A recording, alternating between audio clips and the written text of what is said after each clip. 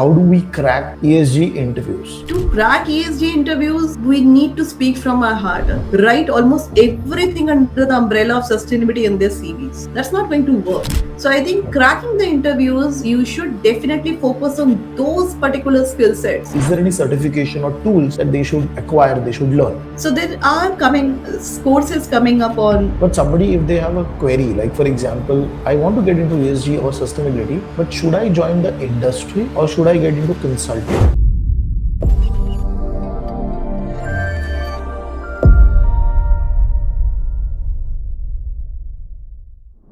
Hello guys, I hope everybody is doing good. Hi, this is Ganesh Nayak. I help finance professionals and students to excel in their finance career, and I also help students who are planning to prepare for any financial exam, like for example FRM, CF and SCR. And I have with me today Ft.Nishtha Gupta, and she's going to be talking about her entire journey in finance, and she's also heading sustainability. She has been heading sustainability in a lot of companies, and she's going to be talking about her experience and her role in the industry, and also she will guide us with respect to what new skills that are required for individuals, for candidates who want to enter into this space. So Nishtha, first of all, thank you very much for taking out time and talking to us. This is this medium or platform is going to help a lot of students or candidates who are planning to make their career in finance. So if you can give them a brief about your journey, that would be really helpful. Thank you, Ganesh, and thank you for giving me this opportunity. I'm Nishtha, and I take care of sustainability at group level for Suzlon. And I've been in this sector only on when you call sustainability, which is very much in demand right now. Talking about my career experience, I have been working in consulting. I started my career in consulting, moved to industry. I was there in Reliance Power. From there, I moved over to Tick Body. I was there in Tufsud, South Asia, heading the South Asia region over there, and then gradually taking care of Asia, Middle East, Africa. From there, I made a move to a private equity firm called Investcorp, which is based in Bahrain. So when you talk about the financial aspect, this is also that is there in my career. I've also worked in Bureau Veritas, and over there I was taking care of South Asia region. And right now I'm in back in industry, which is in Suzlon. And when I talk about my experience and even association at this point of time, I'm working on many things, even on the standard writing with Bureau of Indian Standard. And I've been a chair of ESG committee for TIC Council based in Brussels, Belgium, twice in my career. So that's my contribution so far, and trying to do out of the way as well, and associated with contribution to the IITs, IIMs, as well as Xavier Institute of Management on all what I can do to support students to excel in the career. Okay, wonderful, wonderful. So when I went through your profile, I have a few very specific questions which I would like to start with. For example, you initially started your journey into the environmental space, for example, for Reliance. And then you moved to sustainability. Now, how these two things are different, I want to understand from the candidate perspective. Yeah, sure. I think that's a very valid question. Even at this point of time, we need to understand that it's not only about the environmental sustainability. While I started my career, even environment was a question that, whether it is going to be there, it is going to be a part of EHS, or this is something that, why we are only talking about environment perspective. But sustainability, as we know, it's an equilibrium when we talk about environmental, social governance. And if you're still talking about environmental sustainability, that's not what is going to sustain for a long period of time. Okay. Till the time we have a perfect balance which really makes a positive impact for the community, for the society in which we are living in, and also has got a support of the management, the board involvement is also there, I think nothing is going to thrive. So that's why it's not just about environment. I started my career long back in terms of environment. I also gradually navigated the path towards social perspective. It was more about CSR back those days, gradually evolving on what is a positive impact, what all you can do, which is not going to be only theoretical perspective. But right now, when we are talking these days, it's more about social return on investment. Again, getting back to the financial part of it. So that's more on the social domain. So anything you do has to make an impact. And I think over there, the finance is something which is really required. I mean, it has to be viewed as a risk management tool. Back those days, it was more about just, greening the environment, talking about plantation, talking about air pollution, talking about marine and soil pollution. But I think it has evolved, while we talk these days in the last decade for sure, which is more about impact. Not just about what sort of areas you have marked in the roadmap, but what sort of impact you have brought in the last 1 year, 2 years, and 3 years down the lane. So Okay. measurement on based on your performance, based on the quantitative indicators, that wasn't there earlier. It was more about what sort of targets, things which you are going to do in your long term perspective. But I think right now even the qualitative indicators are supposed to be measured with KPIs on each and every aspect that you're talking about. Now, you have also worked for a private equity firm where the Yeah. focus was on ESG. Yeah. Now, I want to understand that a finance firm, like an investment management firm or a private equity firm, look at ESG from the investment perspective. But what about manufacturing firms or say an FMCG firm? Are they also looking at the other aspect, like the social and the governance, very seriously, or is it only the environmental that has been still the focus? Over there, my take is even I have worked with a lot of financial institutions beyond my role in InvestCorp when we used to talk about CP&CS, which is basically condition precedent and condition subsequent, how exactly things are going to be a part of the principles that we are aligning on. While I was working with the TIC bodies, be it in TÜV South Asia or be it Bureau Veritas, while we used to interact with the financial institutions and with a lot of, companies over there who used to take funds, I think one thing which is very important is finding ESG principles. So when you are taking funds from any of the investor, and if it is a big one, not just a big one overseas but also in India right now, so there is Okay. an ESG charter on which you are signing on, and over there, be it the supplier code of conduct, be it on even the alignment towards the ESG policy, even if that becomes a part of the contract, you have to keep on evolving over there. So that's something which has become part and parcel of the project itself while we are talking over there on the funding part of it.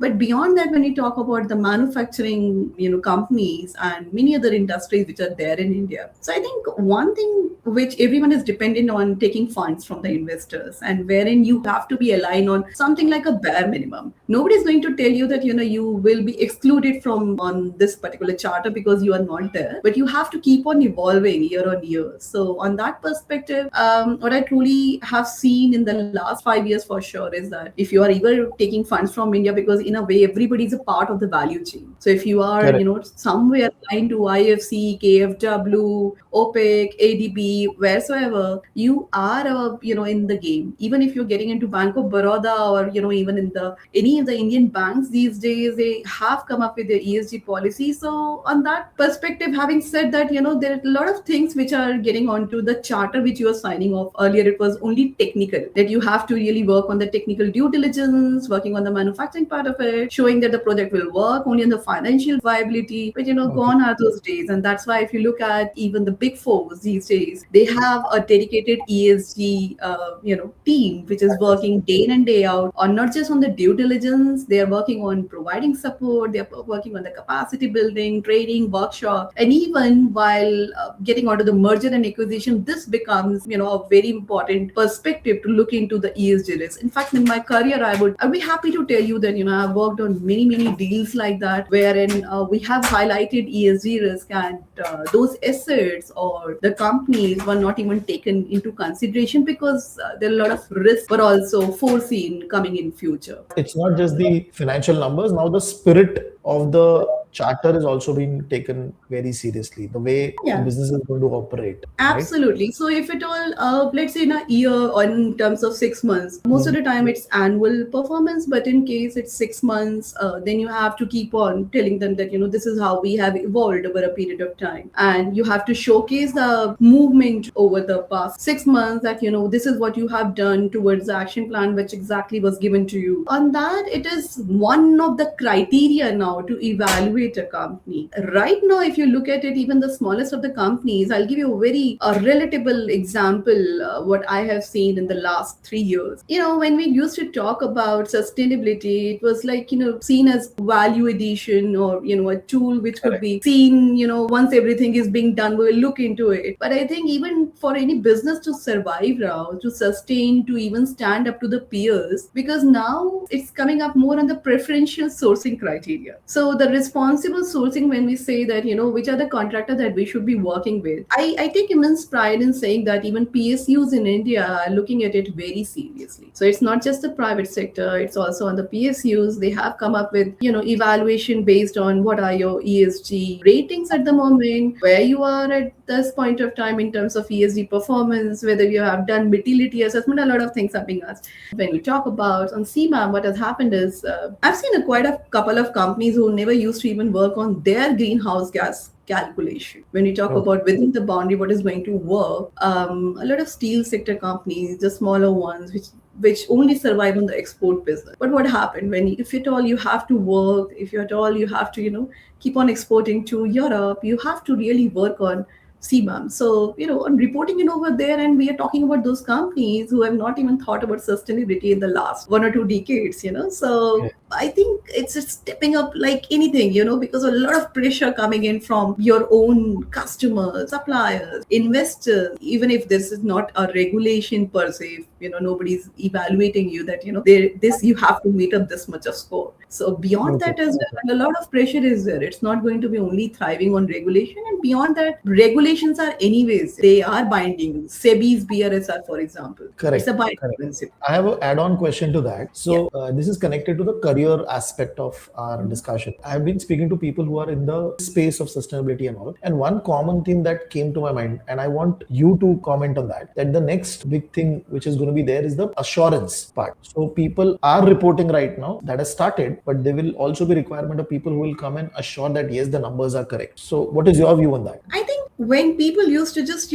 boast about we have done so much, now is the evolved generation. They know exactly that what they're seeing has to be viewed upon by a independent reviewer, right? So nobody can just, buy in data that you are telling them. You are just throwing some numbers and you are saying, I have done this much. The beauty of BRSR, which I keep talking in many, many other forums, is that though it's a tool which has been put up in the Indian perspective to evaluate the 1,000 listed companies at this point of time, and I believe it is going to evolve as well. But what has happened in due course of time is that it is, bringing in your value chain, and it is also assuring data which you are providing to SEBI plus the value chain. For example, the value chain disclosures are also going to be assured now. You cannot randomly say that, this is what you have done. Now imagine the volume of efforts which you're going to do. So assurance on sustainability data and disclosures, or when you talk about greenhouse gas calculation, when you talk about, this much you have done in scope 1, scope 2, scope 3, or let's say on water neutrality, you have done this much, or, water positivity, you have reached to this tune of Okay. volume, let's say zero waste to landfill. Till the time you are not being assured by any third party, there's no point in even talking about sustainability data and disclosure. So even at Suzlon, if you look at the data which is, being put up very transparent manner on the website itself, it talks about the certification that we have got, the third party reviews which has been carried out for each and every data, even the sustainability report or BRSR report, getting onto the reasonable level of assurance. Why to get into the limited level of assurance? Try Okay. to have an ambition to get onto the reasonable level, which is the highest level of assurance as per the assurance standards. So once it is being done, you can present your data with more reliability. It will going to impart a lot of trust and confidence to your stakeholders, whomsoever is interacting with you. Because, without assurance, data is just a number. It's Right. based on your evaluation, it's based on your limited data set that you have taken into consideration. But once it is being reviewed, because the assurers, when I can say that, they do a very comprehensive assessment of what you have done. They look into, your SAP inventory, what went on from end to end. They take into consideration the traceability principles. So Okay. on the reliability, on the accuracy of data, nothing can actually sustain till the time they have assured your data. So I think what we must take into consideration is any data, anything what you put it up on sustainability and not limiting to the environmental perspective, has to be assessed on the overall ESG disclosures with a third party assurance. And demand is actually picking up. A lot of consulting firms are coming up into this area and they are providing these services now in the market. Yeah, Yeah. yeah, but there has to be firewall for sure. Or if at all you're there in the consulting, of course, as a company, you should not be approaching them to get onto consulting plus assurance. And and we should also be viewing it critically that if somebody is providing a consulting support, of course they cannot be taken into assurance side of it. So I was talking to somebody from EY, and he mentioned this point that because we are already providing consulting to the client, we cannot pitch for, we cannot sign on their assurance report. Basically, I was also not aware Yeah, about that, but this is a I very think good. Yes. SEBI brought it beautifully. What happened? SEBI brought it in a way that you cannot do that. Now, what happened? Any company who is involved in the consulting side of it, they are very double sure of they should not get into this sort of conflict at any given point of time. So what they do, what I've seen, and what I really like about the SEBI's BRSR is that once they came up with this rule that any company who is there in the consulting cannot work on the assurance perspective. Now the agencies who are involved in both the sides of the work, they get into seeing the entire year data, seeing that whether with any of the company, be it any subsidiary as well, we have done any sort of consulting engagement. If at all they have Oh, done any consulting engagement, they get away. And that's something which needs to be admired because, they get into a review of the entire contracts. For example, when you name one of them, there are many other companies who are working in this space and they look into the entire database of any region. If at all they have provided support, let's say they have provided support on zero waste to landfill or getting onto the water consulting side of it, they will get away. They say that we were involved in some consulting assignment and we cannot be a part of it because that's a direct conflict. now, for the audience, I mean, a lot of people are planning to make their career into this ESG. First, I want to focus on ESG. So, from your perspective, what are the key skill set that somebody should have, and is there any certification or tools that they should acquire, they should learn? So there are courses coming up on sustainability, a bare minimum sustainability certification courses, which talks about all the three dimensions of ESG. Now, what is ESG? I think there's a lot of confusion everywhere that there is something called ESG, there's something called sustainability, but at the end of it, everything is same. But let me just bring it a differentiator over here. ESG are nothing but just a tool to measure where you are in the sustainability space, right? Sustainability is for the long term. When you talk about, you'll be net zero organization, that's what your roadmap is. And this is a journey that you're embarking towards sustainability. Nobody can come up today saying that, we are 100% sustainable organization. No, everybody's on the journey towards sustainability, right? But to measure it on an ongoing basis, there are indicators on ESG, environmental social governance, something which is being measured. So I think the key is to first understand what sustainability is. And there are a lot of certification courses also coming up on how to take it up into the long-term perspective, which is being offered by Symbiosis, for example. This is there in Terry University. There are a lot of short certification courses also by PhD Chamber of Commerce. And even when you talk about the long-term courses, Xavier Institute of Management offers a wonderful course. Sustainability, MBA Sustainability is also there in Symbiosis. When you talk about Terry University, I think that's the master that they have known for the sustainability space. So they offer an entire pool of courses over there, how you can take it up. But for the short-term courses as well, you can get into Terry, PhD Chamber of Commerce, Symbiosis for that matter, and you can see that what sustainability has to be taken into consideration before you are getting onto the career making. And it should be taken up for sure because somebody needs to understand what sustainability really means. Because what happens, even at this point of time, you see in multiple forums, we still get lost on the climate side of it. Climate is one piece of the environmental pillar, but climate cannot itself sustain till the time, there are other things as well surrounding it, because biodiversity cannot be ignored, water cannot be ignored, waste cannot be ignored. Correct. So a lot of things have to go hand in hand. Regarding social as well, I think any company who, let's say, speaks volume about what they're working on the environmental side of it, just imagine there are protests going on outside the factory gate. So what is the impact on the social side of it? You will not be able to sustain. It will be there in the media. It will be getting onto the investor. And once the investor get to know, they will be asking a lot of questions. Your ratings, your entire score will go down, your shares will drop. A lot of things are going to be there. For the professionals who are already there, who have some basic insights of sustainability, who have really worked on and who have to, get onto the next level, I think my suggestion is to get onto ISO 14064 training for that matter. If at all one really need to build it up on the greenhouse gas emission side of it, on the assurance perspective, and we want to be double sure of what you do is 100% credible, we can get onto the evaluation side of it, or to get onto the GRI training as well, to build it up from sustainability, what sustainability we have learned. Now let's get into the GRI training to see how it needs to be measured, how it needs to be reported, which are the things that we should learn about the GRI frame. So that can also be taken into consideration. It was a very detailed answer for the tools and the skill set part. But somebody, if they have a query, like for example, I want to get into ESG or sustainability, but should I join the industry or should I get into consulting? So, what is your take? Well, my take is that because I have also worked in AECOM India, and that was a very detailed consulting exercise that I've done. Similar consulting plus a balance of assurance, I did it into Student Bureau Veritas. And industry, I was there in Reliance Power, and right now I'm in there in Suzlon.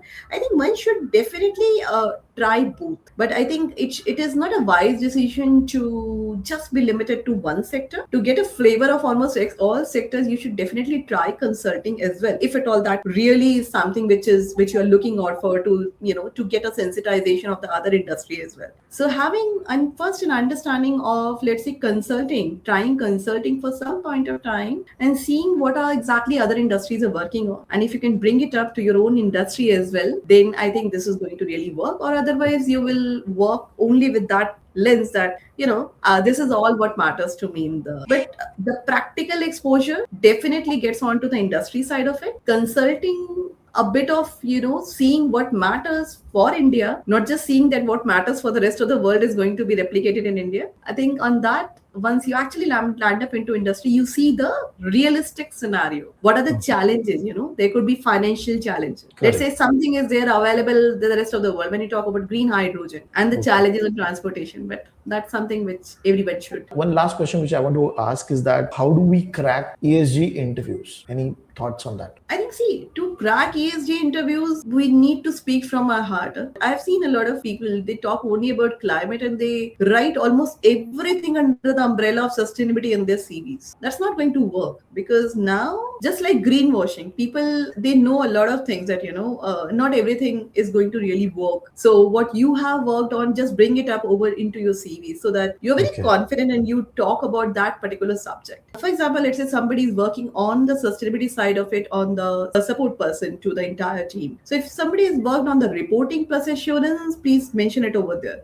So I think cracking the interviews, you should definitely focus on those particular skill sets that you have worked for and which is totally aligned to the company's mission. Secondly, a common mistake which most of the people do is only talking about climate change. So we must focus into the other indicators as well. And thirdly, we must read the material which particular company has actually put it up on the website, which are available in public domain.